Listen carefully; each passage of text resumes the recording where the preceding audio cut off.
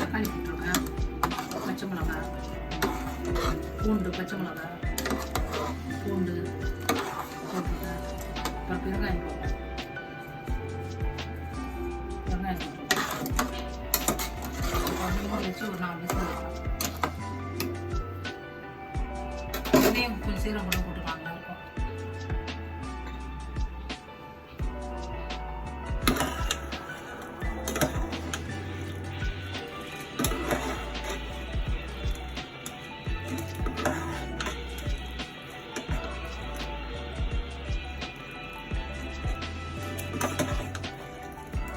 என்னண்ணா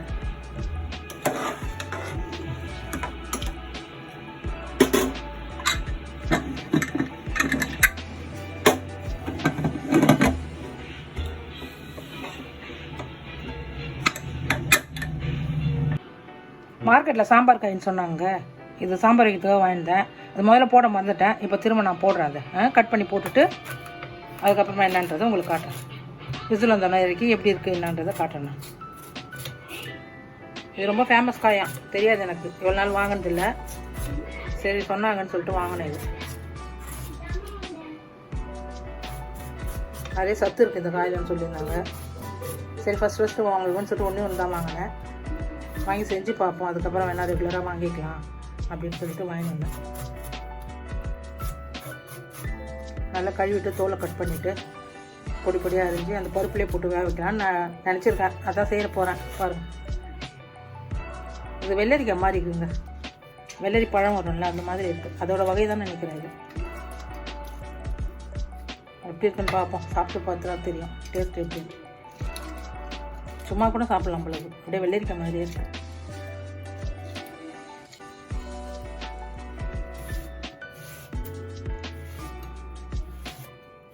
ஏற்கனவே கழுவிட்டதால் நான் அப்படியே டேரெக்டாக போடுறேங்க.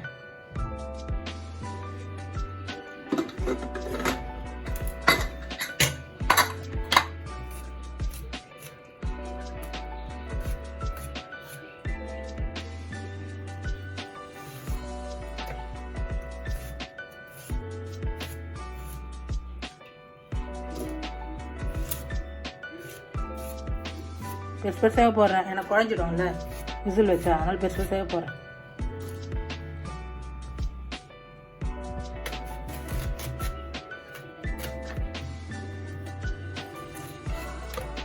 போதும்னு நினைக்கிறேன். சரி இது கொஞ்சம் போடுறேன், பார்ப்போம்.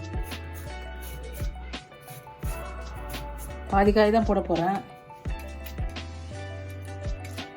மீதி வேறு எதாவது கூட போடலான்னு ஐடியா பண்ணியிருக்கேன். பார்ப்போம். இருக்குது, முருங்கைக்காய் இருக்குது, கத்திரிக்காய் எல்லாமே இருக்குது. அதெல்லாம் போட்டு மிக்ஸ் பண்ணி வைக்க போகிறேன். முதல்ல இதை மட்டும் பருப்பை போட்டு இதில் போட்டு காயை வேக வச்சு எடுத்துரும். அப்புறமா மற்ற எல்லாம் பார்த்துக்கலாம். இப்போ மூடிடலாங்க. என்ன எல்லாமே போட்டேன். அதில் மசூர் தால் போட்டேன், பச்சை பருப்பு போட்டுருக்கேன். இன்றைக்கி தோரம்பருப்பு இல்லை, அதனால தோரம்பருப்பு போடல. பச்சை மிளகாய் போட்டிருக்கேன், பூண்டு போட்டிருக்கேன், தக்காளி போட்டிருக்கேன், கொஞ்சம் பெருங்காயம் போட்டிருக்கேன். அப்புறம் இந்த காய் அரிஞ்சு போட்டிருக்கேன். வேறு என்ன போட்டேன்? 4 தான் போட்டிருக்கேன்.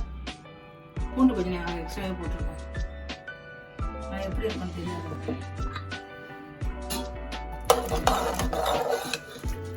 2 விசில் வச்சா போதும்னு நினைக்கிறேன். ஏன்னா தோரம் பருப்பு இல்லை, பருப்பும் ஆரஞ்சு பருப்பு அதனால் வந்து 2 விசில் வச்சு நினைக்கிறேன்.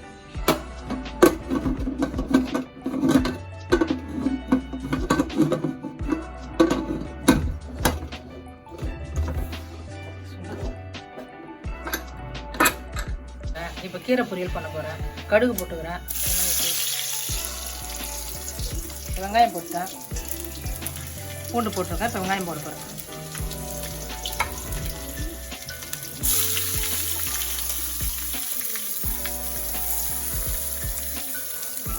பாலக்கீரைங்க நல்லாயிருக்கும்.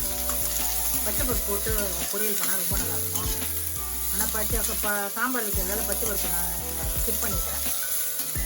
வெறும் பூண்டு போட்டு கடுகு, பூண்டு, வெங்காயம், பச்சை மிளகாய் போட்டு தான் தாளிக்கிறேன்.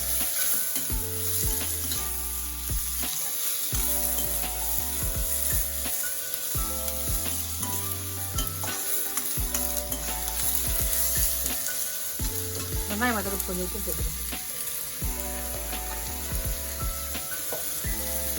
கல்லுப்பு தாங்க யூஸ் பண்ணுறோம் நாங்கள்.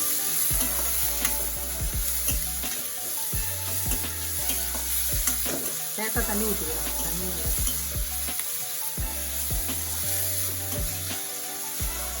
கீரையை போட்டுவிடுங்க. பாலக்கீரை பொடி பொடியாக கட் பண்ணி வச்சுருக்கேன். இது பொரியல் பண்ணால் நல்லாயிருக்கும். பருப்பு போட்டு கூட்டு மாதிரி வச்சாலும் நல்லாயிருக்கும். நாசா என்ன சில நேரம் கடைஞ்சிடுங்க. கூட ஏதாவது கீரை போட்டு மிக்ஸ் பண்ணி கூட கடைஞ்சிடும். நல்லா தான் இருக்கும். டேஸ்ட் நல்லா சூப்பராகவே இருக்கும்.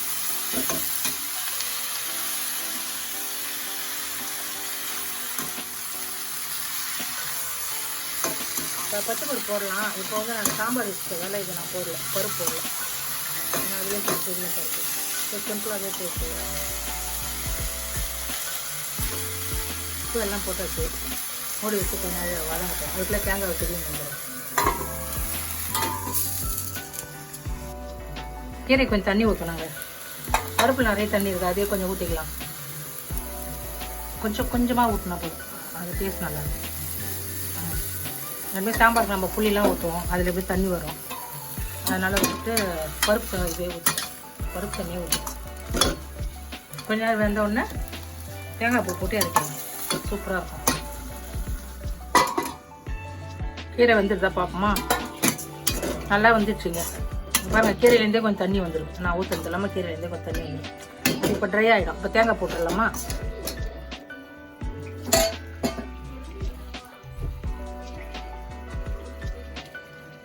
தேங்காய் வந்து கொஞ்சம் ஹார்டாக இருந்துச்சு. மிக்சியில் போட்டு ஒரு ஓட்டு ஓட்டிட்டு போட்டுட்டேன். அது இன்னும் அழகாக இருக்கு. ரொம்ப குட்டியாக. இப்போ இந்த தேங்காய் இருக்கிறதால அந்த தண்ணி எல்லாமே வந்து ட்ரை ஆகிடும்.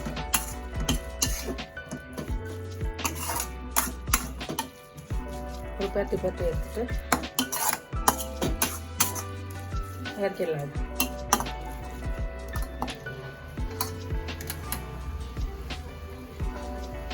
இறக்கிடலாமா? இது இறக்கிட்டு அப்படியே மூடி வச்சுட்டு அப்படியே தாளிச்சிடலாங்க. சாம்பார் தாளிச்சிடலாம். இறக்கிடலாங்க. கீரை இறக்கிட்டு சாம்பார் தாளிச்சிடலாம். சாம்பார் தாளிச்சிட்டா அப்புறம் என்ன பண்ணலாம்?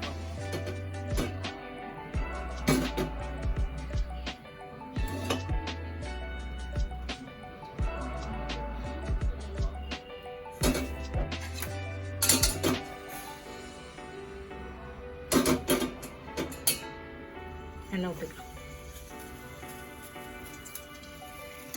எண்ணெய் ஊற்றிக்கலாங்க. இப்போ கடுகு, சீரகம், வெந்தயம் 3 ஒன்றாவே வச்சுருக்கேன். அதை தாளிக்கிறதுக்கு போட்டுக்கேன்.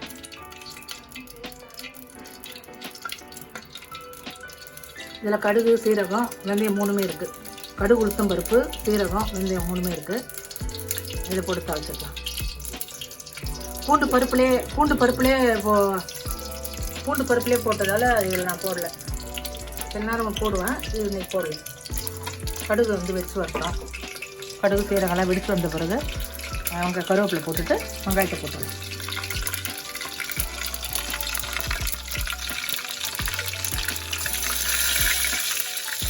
கடுகு பொரிட்டாங்க. பொரிஞ்சு எல்லாம் மேலே வரணும். ஏன்னா கடுகு வெடிக்க நல்லா இருக்கும்.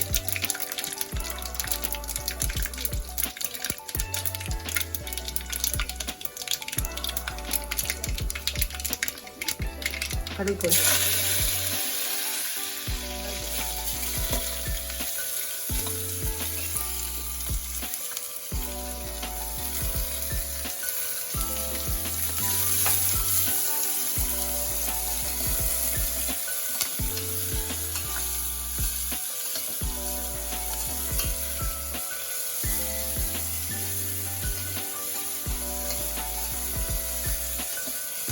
ரொம்ப வதக்கணும். லைட்டாக வதக்கினா போதும். இப்போ முருங்கைக்காய் போட்டுக்கலாம். முருங்கைக்காய் கத்திரிக்காய் கட் பண்ணி வச்சுருக்கேன். அது போட்டுக்கலாம்.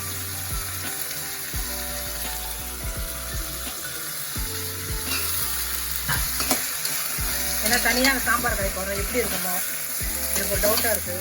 ஏன்னா ஃபஸ்ட்டு செய்கிறேன் இல்லையா, அதனால் இதுக்கு நம்ம ஒரு 2 காய் இதை போட்டுக்கணும். அது ஒரு சப்போஸ் ஏதாவது கொஞ்சம் மிஸ் ஆனாலும் இதில் இருக்க டேஸ்ட்டாக நல்லாயிருக்கும்.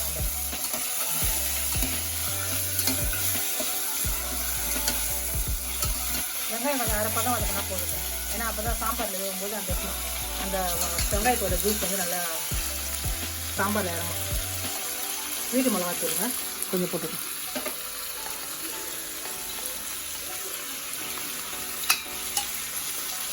எல்லாத்தையுமே நாங்கள் இதுதான் யூஸ் பண்ணுவோம். தனியாக கடையில் வாங்கி யூஸ் பண்ண மாட்டோம்.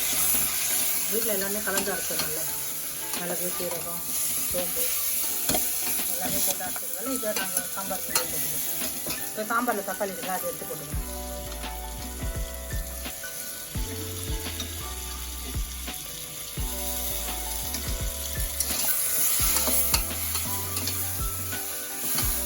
ஒரு வாரம் கட்டிக்கிட்டு அதை நம்ம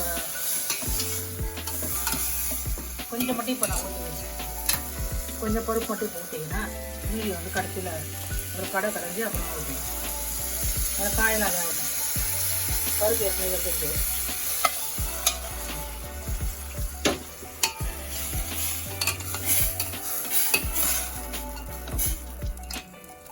உப்பு போட்டுக்கிறேன்.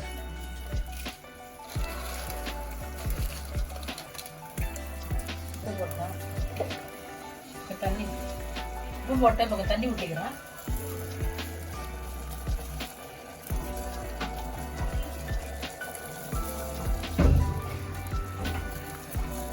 தண்ணி ஊற்றிக்கிறேங்க. ஏன்னா அது கட்டியாக இருக்குது. அதிகமாக பருப்பு போட்டேன், அதில் கட்டியாக இருக்குது. தண்ணி ஊற்றினா அந்த காயெல்லாம் வெந்த பிறகு இப்போ மூடி வச்சுக்குவோம். உப்பு போட்டாச்சு, மிளகாத்தூள் போட்டாச்சு, எல்லாமே போட்டாச்சு. பெருங்காயம் ஏற்கனவே போட்டேன், அதனால் இப்போ போட தேவையில்லை. இப்போ மூடி வச்சு கொதிச்ச பிறகு புளி ஊற்றிட்டு மாங்காய் போட போகிறேன். மாங்காய் போட்டால் நல்லாயிருக்கும். அதனால் மாங்காய் போட்டுட்டு அதுக்கப்புறமா வந்துட்டு புளி ஊற்றப்போம்.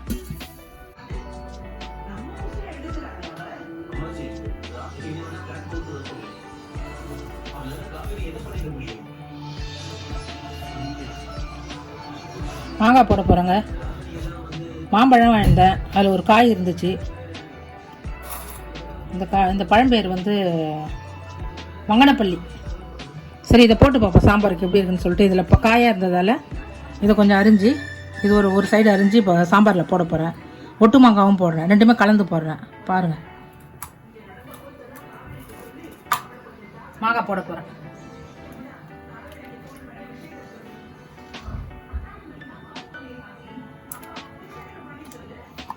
மாங்காய் போட்டுட்டு கருவேப்பிலை கொத்தமல்லி போட்டு மூடிட்டு, சரி கருவேப்பிலை கொத்தமல்லி அப்புறமா போட்டு மாங்காய் மேலே போட்டுட்டு கொஞ்ச நேரம் கொதிக்கிட்டு அந்த சாம்பார் காய் பாருங்கள், அழகாக நல்லா புசு புசுன்னு வந்து நல்லா இருக்குது. சூப்பராக இருக்குது, வாசனையாக இருக்குது சாம்பார். நல்லா இருந்துச்சுன்னா இனிமேல் அந்த காய் வாங்கி யூஸ் பண்ணிக்கலாம். நிறைய விட்டமின் இருக்குது அதில். நாடு வாங்கும்போதே கடைக்காரர் சொன்னார், ரொம்ப உடம்பு நல்லதுமா அப்படின்னு சொன்னார். சரி, எல்லாம் வாங்கின்னு வந்தேன். சரி, பாப்போம் எப்படி இருக்குன்னு. இது வரைக்கும் நல்லா தான் இருக்குது சாம்பார், நல்லா வாசனை சூப்பராக தான் இருக்குது. கொஞ்சம் கொதிச்ச உடனே கருவேப்பிலை கொத்தமல்லி கொஞ்சம் போட்டு இறக்கிறேன். கொஞ்ச நேரம் கொதிக்கிட்டாங்க, மூடிடுறேன். சாம்பார் கொதிச்சிடுச்சு. இப்போ கொத்தமல்லி கருவேப்பிலை போட்டு இறக்கிடலாம். இறக்கிட்டு எல்லாம் வேலையும் முடிஞ்சிடுது. சாம்பார் வச்சாச்சு, சாதமும் வச்சுட்டேன். கொத்தமல்லி போட்டுடலாம். கொத்தமல்லி கருவேப்பிலை கடைசியாக போட்டு நல்லா வாசனையாக இருக்கும். போட்டாச்சு. போட்டு ஒரு கலக்கிட்டு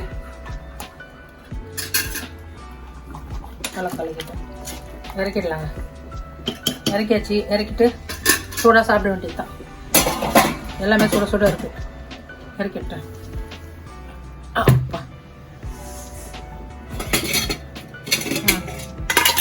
சாப்பிடலாமா? சாப்பாடு டைம் வந்துடுச்சு.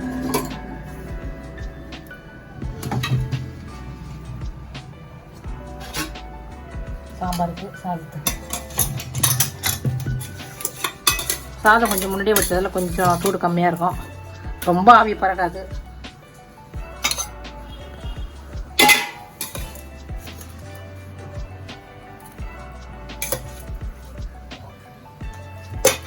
சாதம் போட்டாச்சு. பாருங்கள் சாம்பார் எப்படி இருக்காங்க, சூப்பராக. அந்த காய் நல்லா அருமையாகவே இருக்குது. சாம்பார் திக்காக வந்துருக்கு. வேறு இத்தனையும் துவரம்பருப்பே போடல, வெறும் இந்த பச்சை பருப்பும் மசூர் தாலும் தான் போட்டேன். அதுக்கு எப்படி இருக்குது பாருங்கள் சாம்பார். இங்கே பாருங்கள், சூப்பராக இருக்குது பாருங்கள். இந்த முருங்கைக்காவை பாருங்கள், நல்லா ஊற்றி நல்லா நிறைய ஊற்றி நல்லா பிசைஞ்சு சாப்பிட்டா சூப்பராக இருக்குங்க.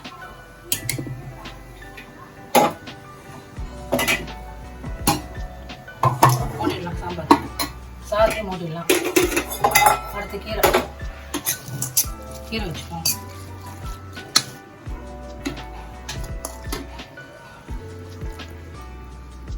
கீரை வச்சுக்கலாங்களா? சூப்பராக இருக்குங்க சாம்பாருக்கு இந்த கீரை. நீங்கள் செஞ்சு சாப்பிட்டு பாருங்கள். பாலக்கீரை வந்து கூட்டு மட்டும்தான் வைக்கலாம்னு நினைப்பாங்க. அப்படிலாம் கிடையாது. நீங்கள் இதை செஞ்சு பாருங்கள், செம சூப்பராக இருக்கும். நான் இது கூட வேறு மிக்ஸ் பண்ணி கூட நிறைய கீரைங்களை போட்டு மிக்ஸ் பண்ணி கூட நான் செஞ்சுருக்கேங்க. ரொம்ப சூப்பராக இருந்திருக்கு. கடைஞ்சிருக்கேன், பொரியல் பண்ணியிருக்கேன், சாம்பார் வச்சுருக்கேன், எல்லாமே செஞ்சுருக்கேன் நான். இருங்க, மாம்பழம் இருக்குது, கட் பண்ணிவிட்டு சாப்பிட்லாமா?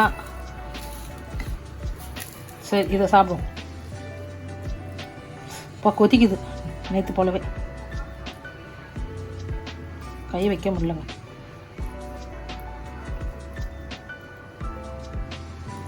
கொஞ்சம் கீரை வச்சு, ஒரு காய் வச்சு, மாங்காய் பண்ணி வச்சு, சுடுது, ரொம்ப சுடுது.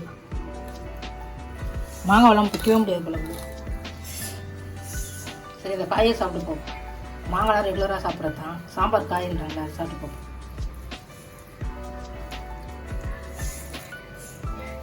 முதல் கைப்பிடி சோறு உங்களுக்கு தாங்க. சுட சுட சுட சுட. நீங்கள் சாப்பிட்டு பார்த்து ருசியாக இருக்கா என்னன்னு சொல்லுங்கள். என்னுடைய சமையல் பிடிச்சிருந்தா லைக் பண்ணுங்கள், சப்ஸ்கிரைப் பண்ணுங்கள். டாட்டா.